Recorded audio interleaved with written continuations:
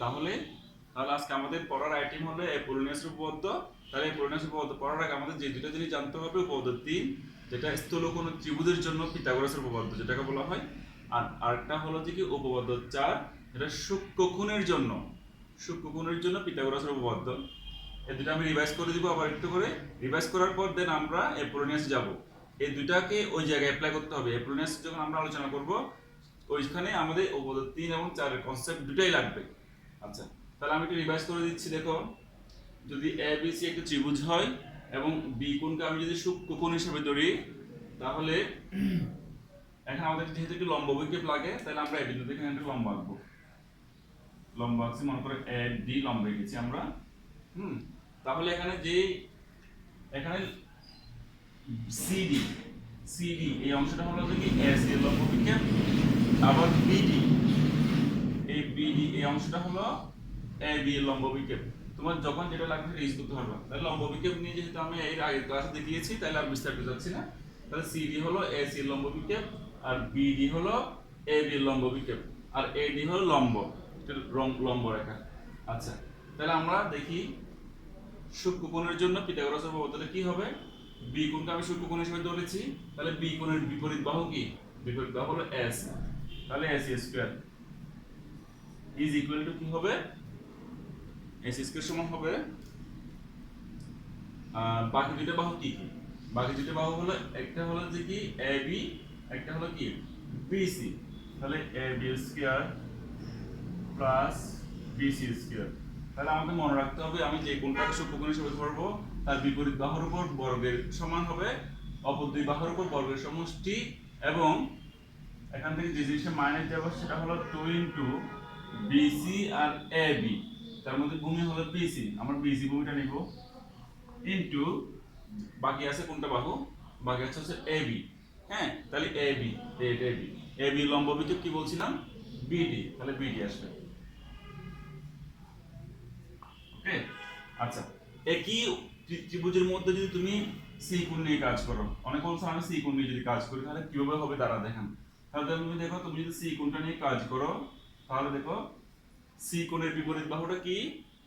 AB, তাহলে হয়ে যাবে এখন এবি স্কয়ার।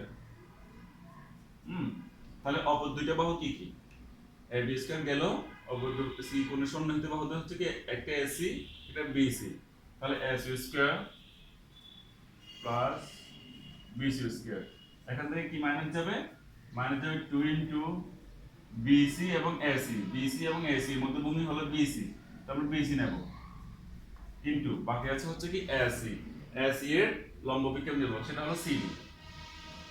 এই, তাহলে যারা এই ত্রিভুজের মধ্যে বি কোণ নিয়ে কাজ করবে তাদের প্রমাণে আসবে এটা, আর যারা সি কোণ নিয়ে কাজ করবে তাদের প্রমাণে আসবে এটা। ক্যালকুলেশন করে অটোমেটিক চলে আসবে। হ্যাঁ, আচ্ছা, এরপর আমি সূক্ষ্মকোণটা গেল উপপাদ্য 4 এবং উপপাদ্য 3 স্থূলকোণটা একটু রিভাইজ করে দিচ্ছি।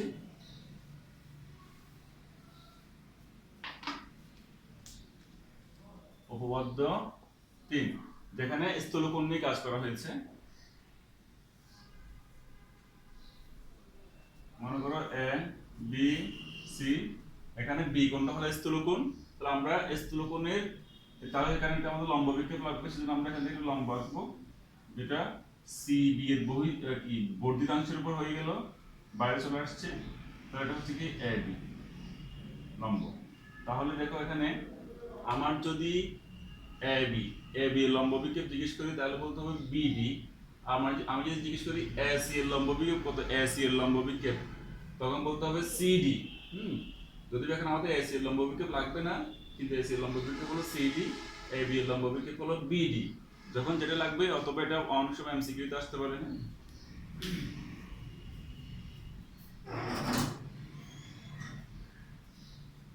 আচ্ছা, এবার আসো, তাহলে এই উপপাদ্যটা কি হবে?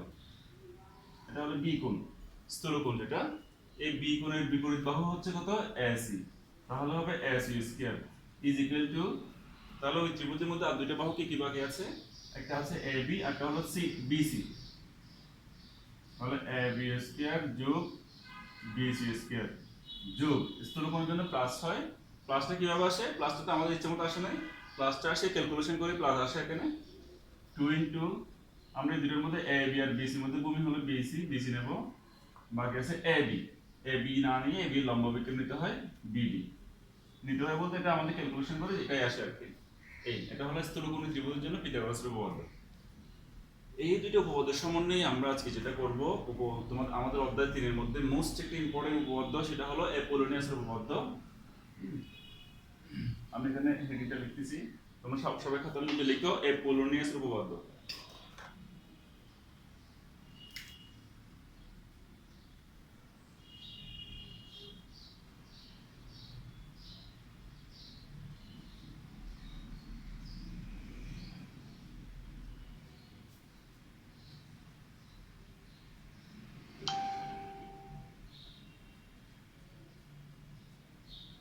অ্যাপোলোনিয়াসের উপপাদ্য প্রথমে আমরা জানবো অ্যাপোলোনিয়াস সাহেবটা কে।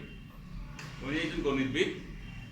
ওনার জন্ম খ্রিস্টপূর্ব 240 খ্রিস্টপূর্বে, মানে আজকে থেকে প্রায় কত হবে 2260 বছর আগে ওনার জন্ম। উনি করেছিলেন কি, এই যে পিথাগোরাসের যেটা স্থূলকোণ এবং সূক্ষ্মকোণ ত্রিভুজের উপপাদ্য, যেটা উপপাদ্য 3 এবং 4 আমরা করেছি, এই দুটো সমন্বয় করে নতুন একটা উপপাদ্য বের করেছেন। হ্যাঁ, যেহেতু উনি এটা বের করেছিলেন এই জন্য ওনার নাম অনুসারে এটা অ্যাপোলোনিয়াসের উপপাদ্য হয়ে গেল। এটা অত্যন্ত সহজ পদ্ধতিতে আমি তোমাদেরকে প্রমাণ করে দেখাবো। প্রথমে আমরা জানবো অ্যাপোলোনিয়াসের উপপাদ্যটা কি। অ্যাপোলোনিয়াস সাহেব একটা ত্রিভুজ অঙ্কন করেছিলেন।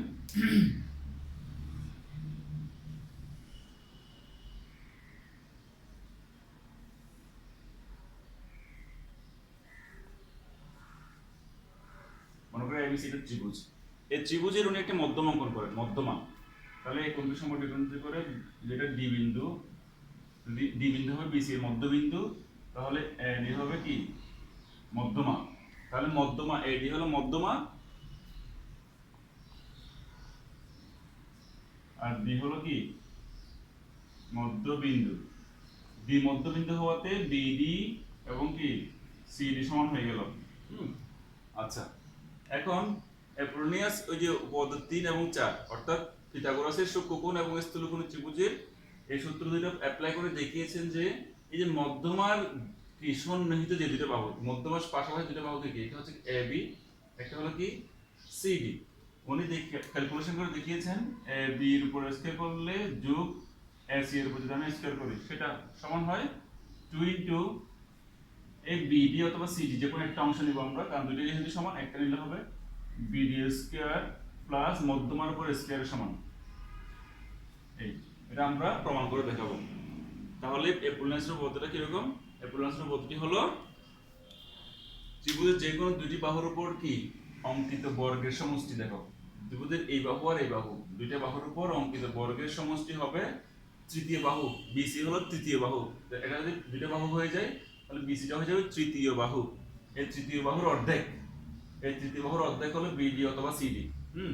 তৃতীয় বাহুর অর্ধেকের উপর অঙ্কিত বর্গ এবং ওই বাহুর উপর, এই যে বিসি বাহুর উপর আমি যে মধ্যমাটা এঁকেছি, তৃতীয় বাহুর উপর অঙ্কিত মধ্যমার উপর অঙ্কিত বর্গের সমষ্টির দ্বিগুণের সমান।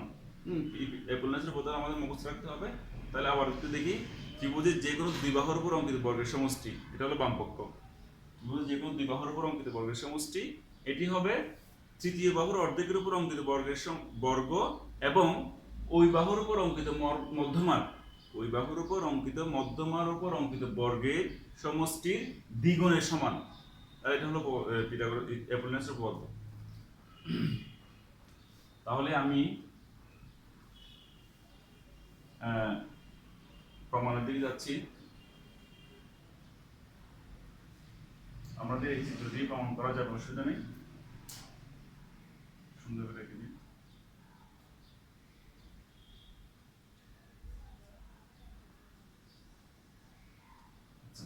তাহলে এটা আমাদের উপপাদ্য চিত্র।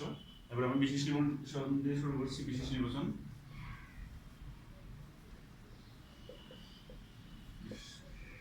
বিশেষ নির্বাচনটা হবে মনে করে এবিসি ত্রিভুজের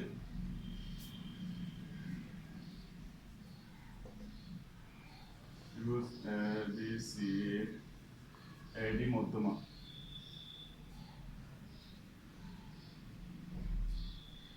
মনে করে ত্রিভুজ এবিসি এর এডি কি মধ্যমা, বিসি কে বি বিন্দুতে, ত্রিভুজ এবিসি এর এডি মধ্যমা বিসি কে ডি বিন্দুতে ছেদ করে।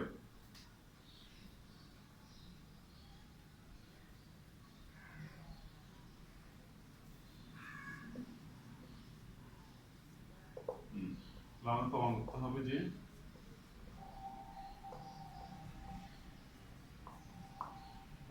হবে যে দুই বাহুর উপর অঙ্কিত বর্গের সমষ্টি মানে ab স্কয়ার যোগ ac স্কয়ার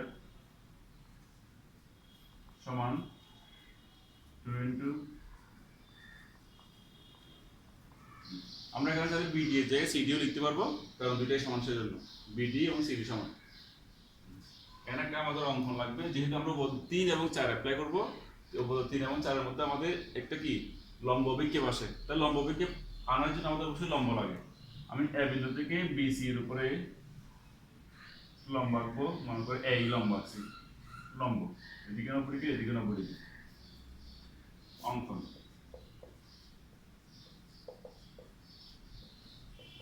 এই লম্ব বিসি আঁকি,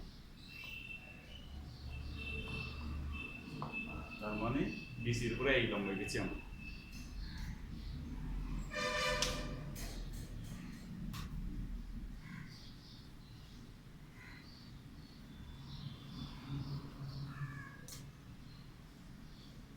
তাহলে এতটুকু আগে আমরা একটু দেখি ভালো করে কোনো জায়গায় সমস্যা আছে কিনা।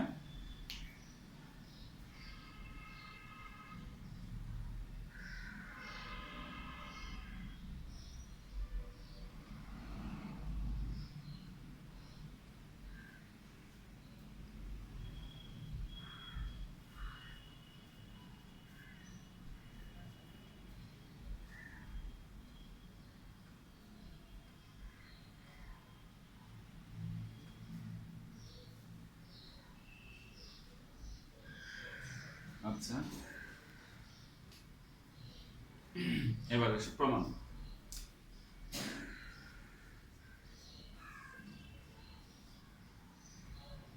এখানে কয়েকটা জিনিস আমাদের লাগবে, এগুলো আমি একটু আগে থেকে একটু তোমাদেরকে হিন্ট দিয়ে দিচ্ছি।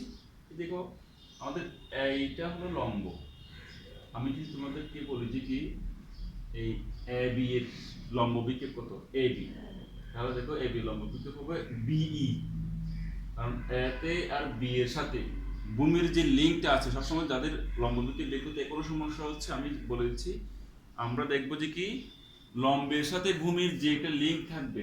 দেখো এ বি এর বের করতেছি তো, তাই লম্ব থেকে এটা এই, তাহলে এটার সাথে ভূমির সাথে একটা লিঙ্ক কি থেকে আসছে ই পর্যন্ত, আর বিটা ভূমিতে আছে, তাহলে বিটা হলো লম্ব বিক্ষেপ কার এ বি এর।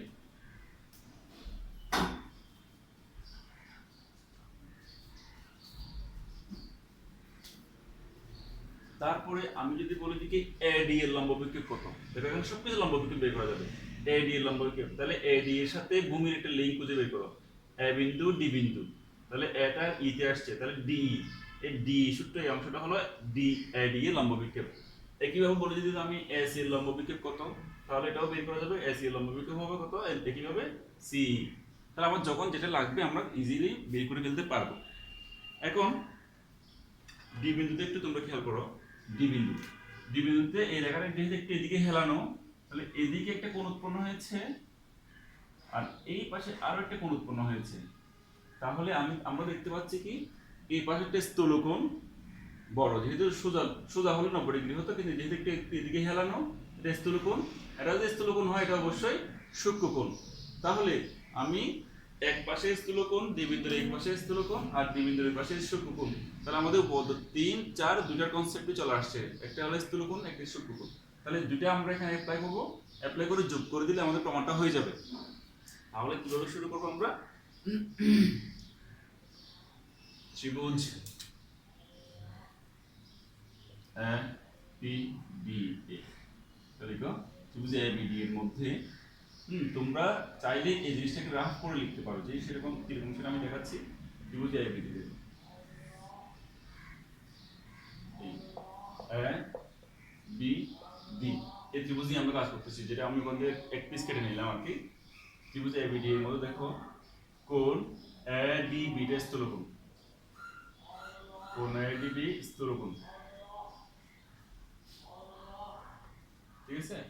এখন আমাদের একটা কি লাগবে, আমাদের একটু লম্ব বিকল্প লাগবে, সেটা আমাদের দিকে বাইরে আছে, অসুবিধা নেই, আমরা এই বাইরে আছি। এই লম্ব বিকল্প আমরা এখানে পাবো। তাহলে আমরা এখানে লিখবো সুতরাং স্থূলকোণের জন্য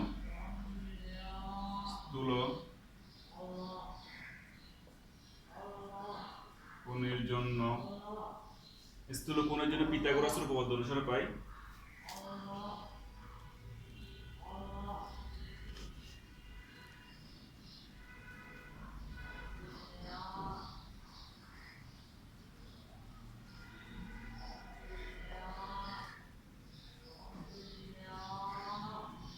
স্থূলকোণের জন্য পিথাগোরাসের উপপাদ্য অনুসারে।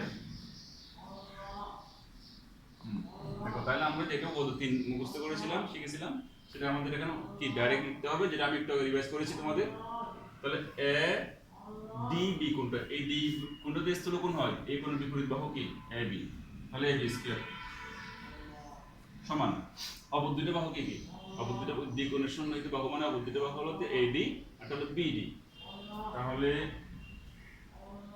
B D square plus A D square, স্থূলকোণ বলে প্লাস আসবে, প্লাস 2 ইনটু আমরা সবসময় এই দুটো বাহু থেকে যেটা ভূমি হিসাবে থাকে সেটা নিলে সুবিধা, ভূমিটা কি বিডি, তাহলে বিডি নিলাম, ইনটু বাকি আছে কি এডি, এডি না নিয়ে এদিকে কি আসে, এডি লম্ব বিকল্প আসে, লম্ব বিকল্প হলো ডিই, ডি তাহলে এটা আমাদের এক নম্বর সমীকরণ দিতে পারো, যেটা আমরা এরকম গ্রাফ করে বুঝতে পারলাম যে এখান থেকে গ্রাফ করলে ইজিলি জিনিসটা বোঝা যাচ্ছে। তাহলে আমরা এবার ডি বিন্দুর ওই পাশে কোণে যাব, যেখানে এ ডি সি কোণটা হলে সূক্ষ্মকোণ। তাহলে আমি এটা মুছে ফেলি, এখানে আমরা ওইটা গ্রাফ করতে পারবো। ত্রিভুজ হয়ে যাবে পাশে এ সি ডি, এ কোণ এ ডি সি সূক্ষ্মকোণ।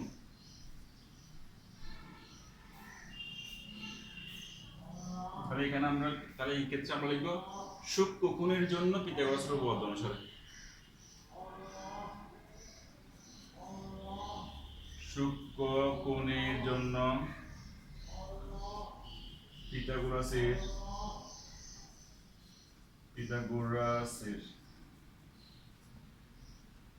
শুধু পিথাগোরাসের উপপাদ্য লেখা যাবে না, কারণ শুধু পিথাগোরাস আমি গত ক্লাসে বলছিলাম, শুধু পিথাগোরাস যখন বলবো আমরা বুঝবো এটা সমকোণী ত্রিভুজের জন্য, আর এগুলোর জন্য স্থূলকোণ আর সূক্ষ্মকোণ বলে দিতে হবে। সূক্ষ্মকোণের জন্য পিথাগোরাসের উপপাদ্য অনুসারে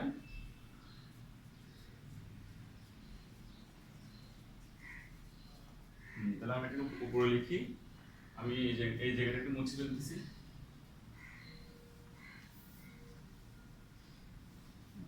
তাহলে এই ত্রিভুজটা আমরা একটু রাফ করতে পারি, রাফ করলে যদি আমাদের একটু ইজিলি বোঝা যায় আর কি। তাহলে এটা এ ডি সি, আমরা এই ত্রিভুজ নিয়ে কাজ করতেছি, দেখো এ সি ডি, এখানে লম্ব বিকল্প লাগবে, এটা হলো ই বিন্দু লম্ব, আর ডি কোণটা নিয়ে কাজ করতেছি। আমরা কোন ত্রিভুজ এবং ওই ত্রিভুজের কি কোণ নিয়ে কাজ করতেছি সেটাও ইম্পর্টেন্ট, তাহলে ডি কোণ নিয়ে কাজ করতেছি।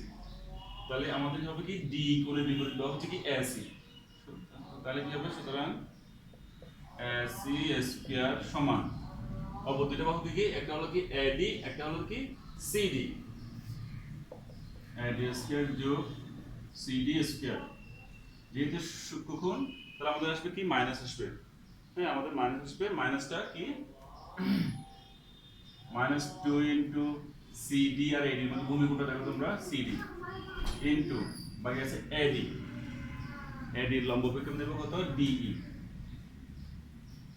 ওকে, এটা হলো আমাদের সূক্ষ্মকোণ ত্রিভুজের জন্য পিথাগোরাসের উপপাদ্য। এরপর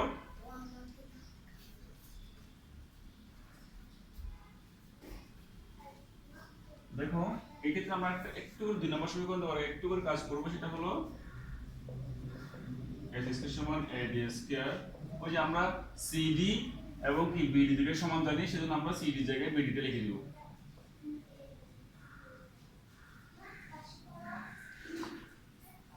দুই নম্বর দাও এবং লিখে দাও, যেহেতু cd সমান bd,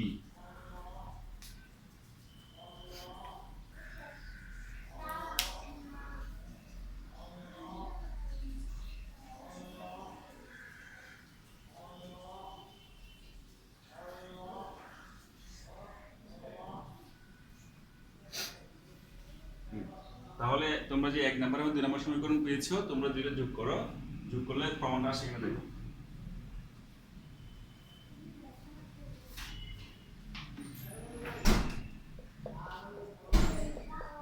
1 যোগ 2, তাহলে এদিকে 1 নম্বর সমীকরণ বাম পাশে আগে বাম পাশ যোগ করি, a b স্কয়ার যোগ a c স্কয়ার সমান ডান পাশ যোগ করলে কি হয়, মানে আসছে কি b স্কয়ার যোগ a d স্কয়ার যোগ আর ওখানে ছিল plus 2 into bd into de। এটা আমাদের এই 1 নম্বর সমীকরণের বাম পক্ষ ডান পক্ষ। তারপর এটা যোগ হবে a d স্কয়ার যোগ এটা পুরো দিকে দিকে লিখে দাও, মাইনাস 2 bd ইনটু de। তাহলে আমরা দুটো লিখলাম। এবার দেখো তোমরা এইটা একটা কাটাকাটি চলে যাচ্ছে, সমান 2 bd square plus 2 ad square, 2 common নিয়ে ফেললে bd স্কয়ার যোগ ad স্কয়ার, এই প্রমাণিত।